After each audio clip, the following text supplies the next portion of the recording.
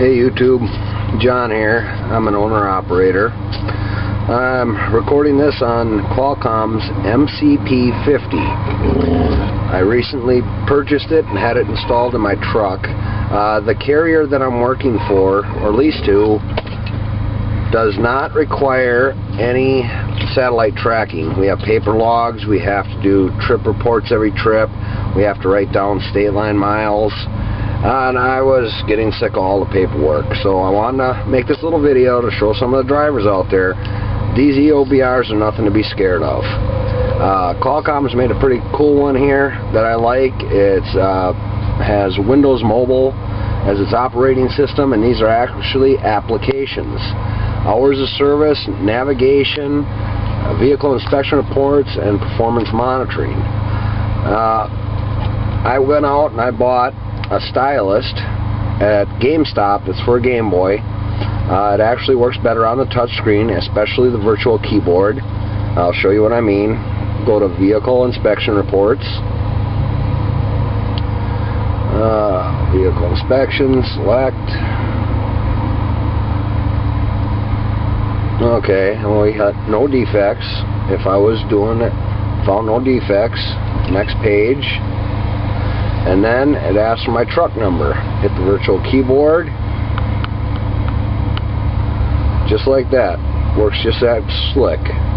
Hide the keyboard, click done, and it's done. But we're not doing that right now.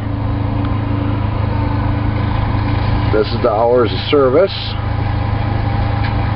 This is your status. You have 11 hours and 0 minutes of remaining drive time. Okay, you also got your summary. This is my 11:14 and what's left of my 70. These count down. Graph for today. I go back 7 days.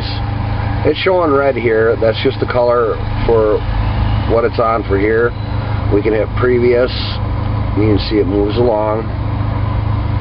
Gives you your location, the duration, start time. And you can click on notes.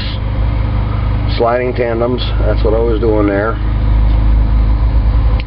Your day log, these are your entries for that day, and you can click on notes again and it'll tell you what you were doing.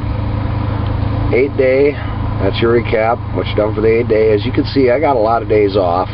That's because all I do is a kind of a dedicated run. I go from Minnesota down to Texas, and yeah, I have a lot of days in between my trips, so I got a lot of days off. Approve. This is where, when you get done driving for the day, it'll list all your different duty status changes, and you just approve all. That means that you are confirming that they're all accurate. Load, this is your load information. You put this in manually, your load ID, your bill of lading, start date, end date, and your trailer. And you can click new load, edit, history. There, you can see I've only pulled 3 loads since I've had this thing installed. So I really love this unit. Makes life simpler. Navigation, it has Copilot Truck 8.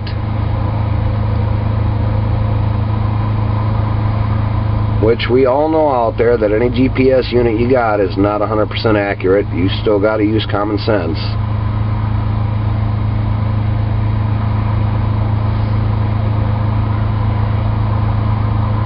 But I just turned the key on to fire this thing up. That's why it's taking a little longer to fire up for these things to open up. The only thing I found that this doesn't have, which the demo video said it had, is 3D view. It does not have 3D view. You got driver safety, itinerary, that's it. 2D destination. So there is no 3D view. But when this is up and running, you also have up in the corner your remaining drive time. That's always up there. When it gets down to you having an hour left, the unit will actually talk to you and tell you you're down to an hour. Then it goes 30 minutes, 15 minutes until you're out of drive time.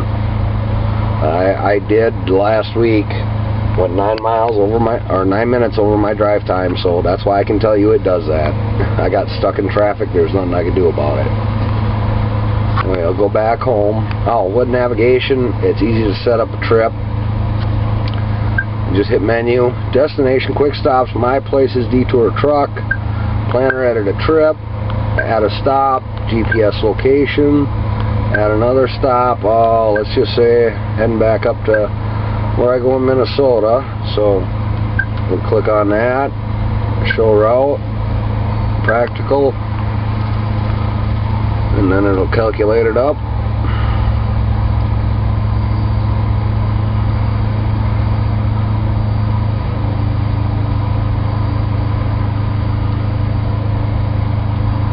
And there it is. Trip 963 miles, 15 hours and 50 minutes. And then when we're ready, we just go. Hours of service we went over. Messaging, I don't really use the messaging because, like I said, I bought this unit myself and got it installed. The unit is real simple. It's 3 pieces. You've got the display here. Down in the dash is a little tiny black box that all these wires hook into. That right there on the dash is the antenna. So it's all in cab. They don't have to install anything on the back of the sleeper, run all these wires everywhere. Pretty simple installation. Log in, yeah, you gotta log in. That tells you who you are. There's my name. So that's my little video on this. It's a neat little unit. I got performance monitoring. I just want to see what my truck's doing. This was a bad trip down here because I had almost 40,000 pounds on the trailer and I was driving in the wind all the way from Minnesota down to Texas. So as you can see, 5 miles to the gallon. That really sucked. But this thing reset 542 miles ago. And it gives you your idle, overspeed cruise control, top gear, engine time. Click over here to fuel. It gives you all your fuel. Performance tells you how many trips, so forth. Parameters, parked fuel, idle fuel. Odometer just shows you the odometer. This shows you if you have any codes flashing up. I'm assuming that's what that is, because yeah, active faults, it's saying none.